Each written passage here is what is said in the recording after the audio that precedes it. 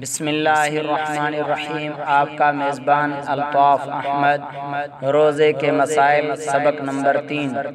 روزہ توڑنے کی وہ صورتیں جن سے قضا اور کفارہ دونوں واجب ہوتے ہیں۔ نمبر 1، جان بوجھ کر کھانے سے، پینے سے اور ہم بستر ہونے سے قضا اور کفارہ دونوں لازم ہوتے ہیں۔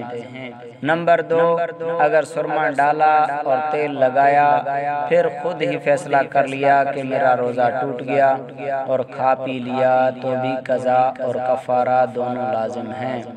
نمبر 3، ایسی کوئی چیز کھا لی جو لوگ بطور دوا یا غذا استعمال کرتے ہیں جیسے شہد وغیرہ، اور کھائی بھی بھول کر تھی، پھر سوچا کہ میرا روزہ ٹوٹ گیا اور جان بوجھ کر کھا پی لیا تو روزہ ٹوٹ گیا، قضا کفارہ دونوں واجب ہیں۔ آخر میں پھر گزارش کروں گا کہ مزید تفصیل مقامی علماء کرام سے دریافت فرما لیں، اس حوالے سے اور بھی کافی مسائل وہ آپ کو سمجھائیں گے۔